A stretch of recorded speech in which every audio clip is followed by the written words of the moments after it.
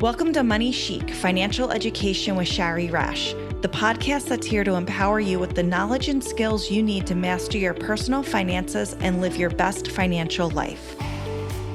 Thanks for joining me today. I wanted to continue our conversation about emergency funds, but really bank accounts in general. Last episode, I spoke about emergency funds. How much should you have in an emergency fund? What's the difference between a slush fund and a rainy day fund and an emergency fund? And if you're curious about that or you missed last week's episode, go back and give it a listen or a watch on YouTube. And today I want to continue the bank account conversation, but talk more about checking accounts. During my financial foundations program, I find that many of my clients have quite a few bank accounts, whether it's quite a few savings accounts and checking accounts or just a lot of checking accounts. And oftentimes these checking accounts are amongst different banks. They're spread out in more than one place. And oftentimes these checking accounts, the money is spread out as well. It's not as if there's a big pile of money in one account over another. They both have just a moderate amount of money in each account.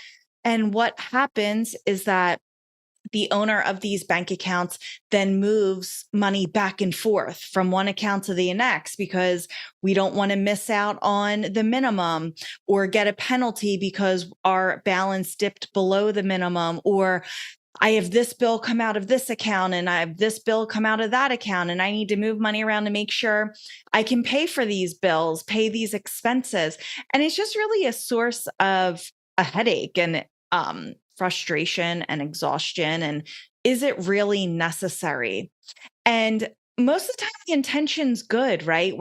They're trying to create kind of like a online bank envelope system. So this checking account is for my mortgage and my utilities and what we would consider needs or basic expenses. And then this checking account's more for my fun stuff. And then this checking account is where my partner and we combine our finances together. And all of these different accounts have different purposes. But we open up these accounts kind of, I think, hoping money comes to them and they're completely filled up as to where they should be, and our lives become a lot easier as a result of it. And unfortunately, that's not the case. And it could be because the purpose behind these accounts is kind of to hide the money. So if I only use this checking account for my mortgage and for my necessities, then it's not available to me to use for what some may consider non-necessities, going out to eat or buying new clothes or what have you. The intention's good, but we're kind of, I find, missing a couple of steps in between. So if you find that you have multiple checking accounts, or you're toying with that idea with the hopes of that becoming the end goal of having multiple accounts for different things, there's a couple of steps we need to follow first. And I do this with my clients when we're in my Financial Foundations program. In Financial Foundations, we are following a 10-step checklist that I've created that every person needs to have buttoned up really in order to build wealth.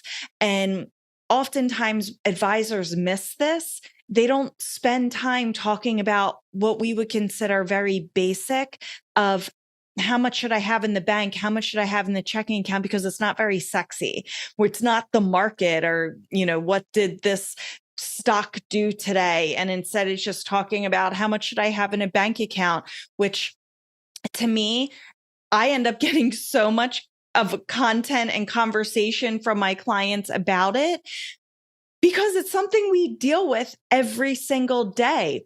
Every day we look at our bank account online, we open up the app on our phone and we view those numbers.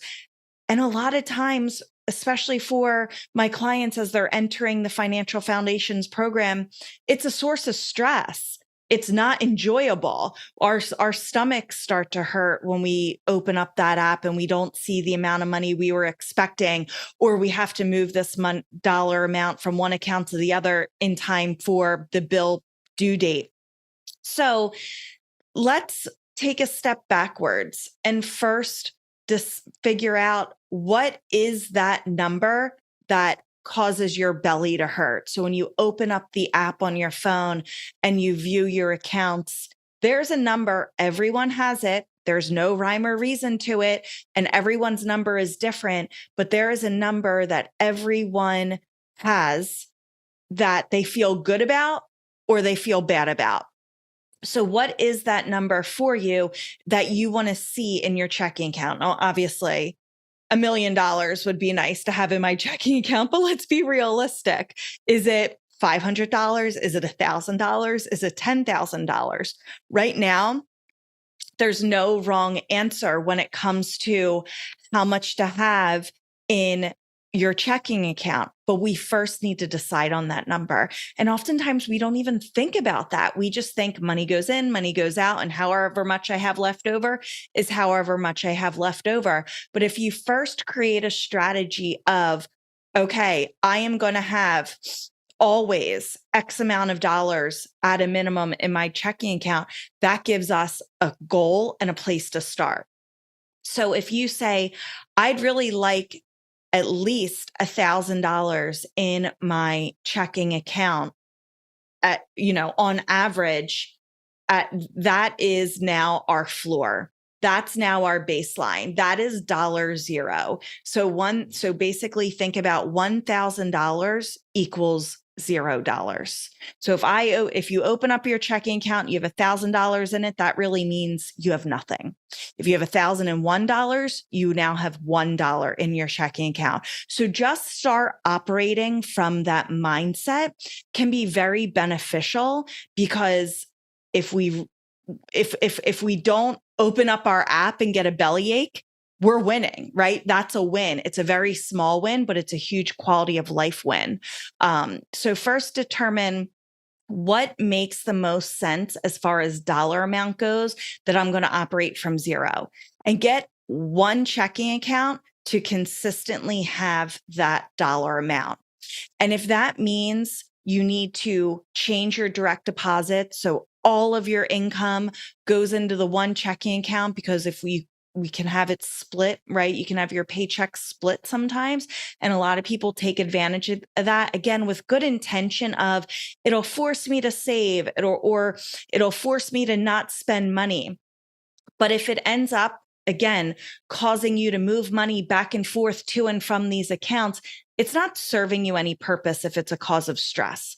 So if that means you have to take a step backwards in this process and instead send all of your money, all of your income to one checking account, do it. And then have all of your expenses come out of that one account, do it. Because we need to make sure you have an understanding of the money in versus money out. So have all the money in and all of the money out go to the same place, and see what you're left over with after each pay period or after each bill cycle, where you're paying a lot of bills. What do you have left over? And are you achieving that $1,000 minimum? It's going to take a few months, right? Whenever I implement a change with my clients, I always say, let's give it 3 months now. Let's give 3 months. That's a quarter. That is, 25% of a year.